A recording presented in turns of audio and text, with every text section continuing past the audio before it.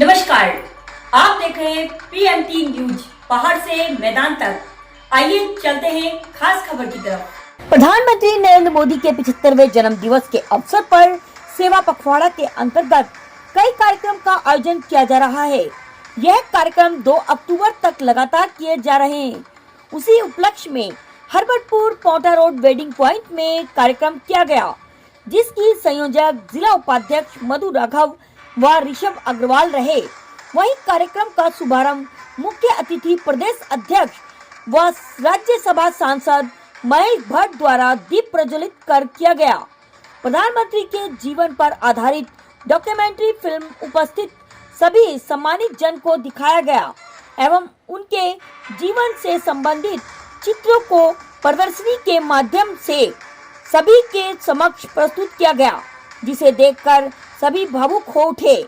कार्यक्रम में मुख्य रूप से प्रदेश मंत्री नेहा जोशी, विकास नगर विधायक मुन्ना सिंह चौहान, सहसपुर विधायक सहदेव पुंडीर, जिला देहरादून ग्रामीण के जिला अध्यक्ष मीता सिंह, हरबटपुर नगर पालिका अध्यक्षा नीरू, महामंत्री यशपाल नेगी एवं अमित डबराल, जिला देहरादून ग्रामीण की समस्त टीम, भारतीय जनता पार्टी के समस्त कार्यकर्ता उपस्थित रहे। वहीं कार्यक्रम बहुत ही शानदार रहा तथा शांतिपूर्ण ढंग से कार्यक्रम किया गया। आइए देखते हैं। ऋषि माँ, कल गुरुजी ने स्कूल में मिलने बुलाया है। ये भी तुझे ऊँचे चिढ़ाता है क्या? अब इनको 2 वक्त तक खिलाऊं कि स्कूल भेजूं? ना, ये नरू कह रहा था कि इसका दिमाग स्कूल में बहुत अच्छा चलता है। किताब पढ़ लेगा तो स्टेशन पे गंदगी साफ नहीं करनी पड़ेगी ना। 700 रुपये वाले पढ़ेगी तो अच्छा ही है। अभी आप ही बताओ भाई साहब, हैं कौन सी इसके पास ऐसी वर्दी नहीं है, इसीलिए मास्टर जी स्कूल में इसकी भी 4 दिन से दवा लानी है। जाओ संडास में पानी डाला है। चलो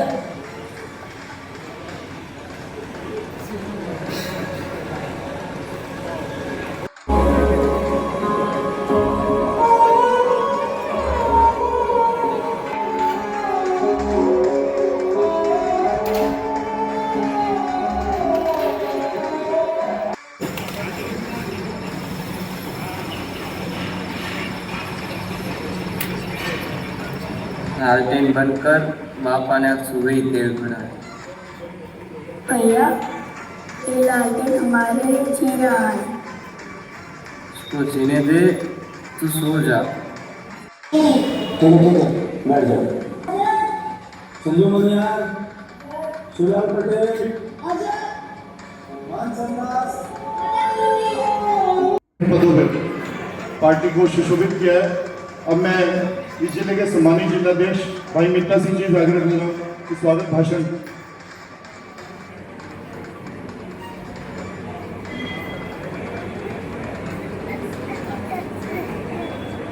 के अंतर्गत जिला देहरादून ग्रामीण इस प्रबोधन सम्मेलन जो सेवा पखवाड़ा हमारा 17 सितंबर से आदरणीय देश के यशस्वी प्रधानमंत्री श्रीमान नरेंद्र मोदी जी के जन्म दिवस से शुरू होकर और 2 अक्टूबर तक ये हमारा चलने वाला है। इसमें अनेक प्रकार के हमारे कार्यक्रम हुए। 17 तारीख की वजह से ब्लड डोनेशन के कार्यक्रम में हम सभी ने प्रतिभाग किया और आज का हार्दिक स्वागत और अभिनंदन। हमारे बीच मंच पर उपस्थित हरबटपुर नगर पालिका की चेयरपर्सन और पूर्व जिले की हमारी प्रदेश की उपाध्यक्षा बहन नीरू देवी जी हमारे बीच उपस्थित हैं। उनका भी इस कार्यक्रम में हार्दिक स्वागत और अभिनंदन। मंच पर उपस्थित बहुत ही वरिष्ठ कार्यकर्ता भारतीय जनता पार्टी के और अपने राज्य मंत्री दर्जा प्राप्त मोहन विक्रम डबराल जी भी मंच पर उपस्थित है। उनका भी हार्दिक स्वागत और अभिनंदन। व्यापार प्रकोष्ठ के प्रदेश के संयोजक अरुण मित्तल जी मंच पर उपस्थित है। उनका भी हार्दिक स्वागत और अभिनंदन। ऐसे हमारे मंडल अध्यक्ष भाई राहुल शर्मा जी और बहुत ही वरिष्ठ कार्यकर्ता जिन्होंने अपना बहुत समय देकर अनेक पदों पर रहते हुए इस पार्टी में अपनी सेवाएं दी। ऐसे हमारे बहुत ही वरिष्ठ कार्यकर्ता श्री प्रेमचंद जैन जी हमारे मंच पर उपस्थित है। उनका भी हार्दिक स्वागत। जिले के पदाधिकारी और आए हुए सभी प्रबुद्ध जनों का हार्दिक स्वागत। वाले ने जिन्होंने अपना कड़ा संघर्ष करते हुए इस देश को अपने नेतृत्व में 2014 के अध्यक्ष और इस कार्यक्रम के मुख्य अतिथि आदरणीय महेंद्र भट्टी जी, उनके बारे में हमें विस्तृत रूप से बताएंगे।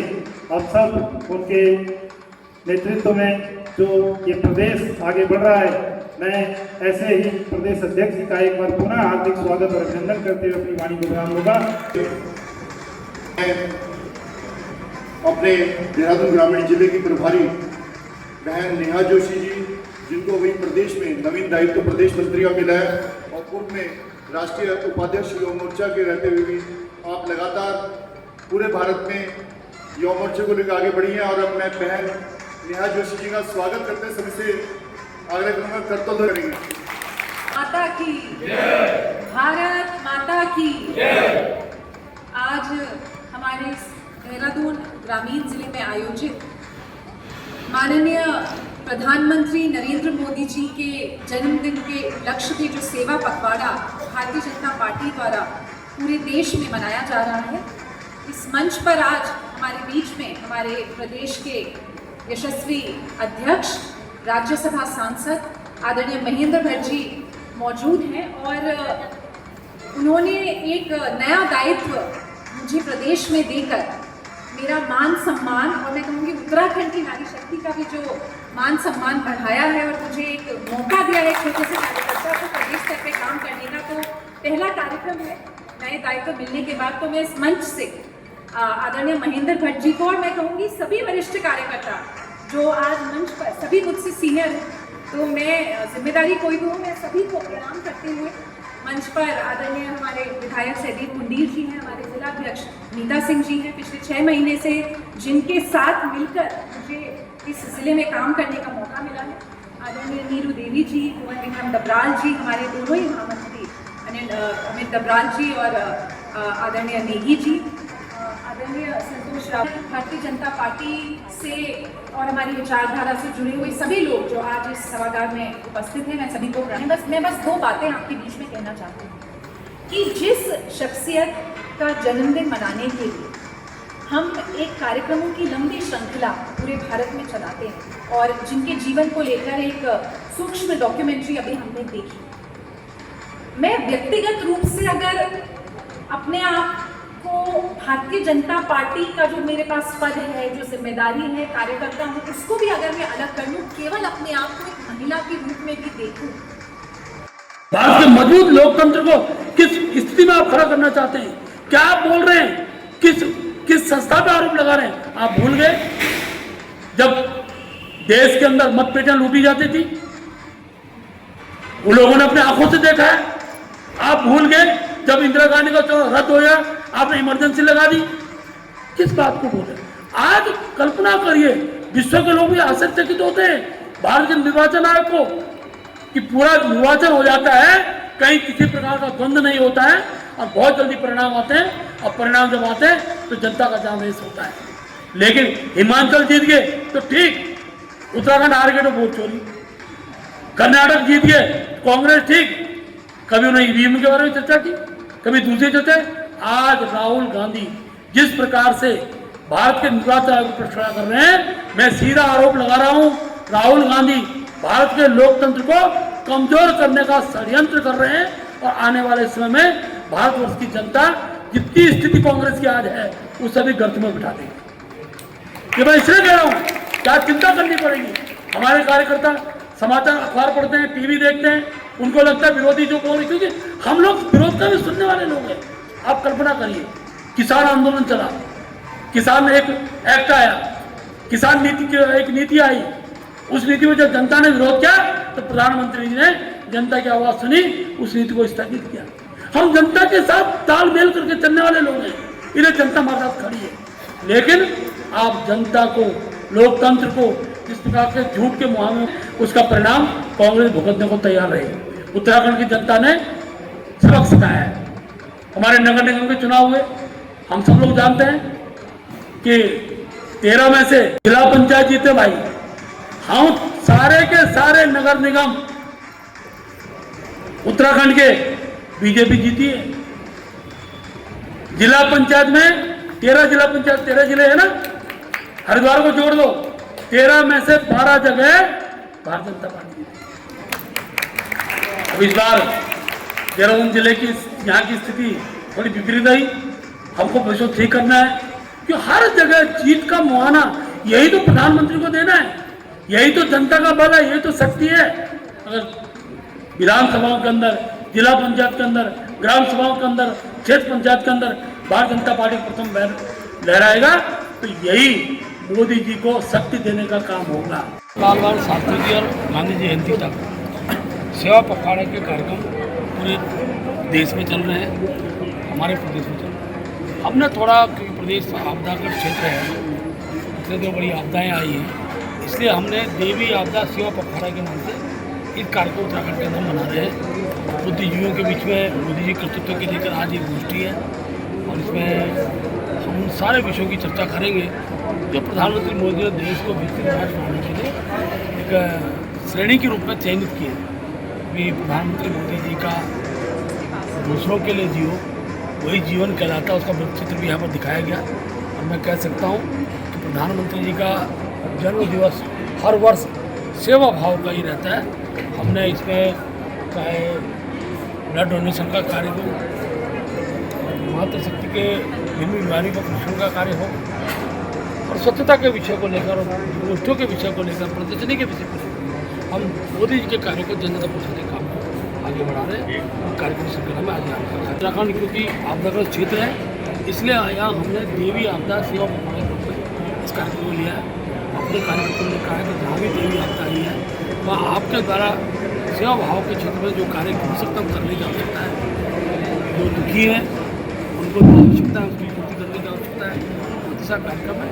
मोदी जी के कर्तृत्व को लेकर हम लोग वरिष्ठजनों की घोषणा कर रहे हैं, वरिष्ठजनों की घोषणा कर रहे हैं, रक्तदान के शिविर चल रहे हैं और बहुत सा स्वच्छता कार्यक्रम चल रहे हैं। अनेकों मोदी जी द्वारा जो देश के विकसित राष्ट्र बनाने में जो काम किया उनके प्रदर्शनी लग रही है। उसी प्रदेश में आज यहाँ पर विकास टिकट डाकपत्र में कार्यक्रम है और हम सब लोग यहाँ। जी नमस्कार मैम। नमस्कार। यहाँ जो मैम आज कार्यक्रम किया गया है इसके बारे में थोड़ा विस्तार से बताइए।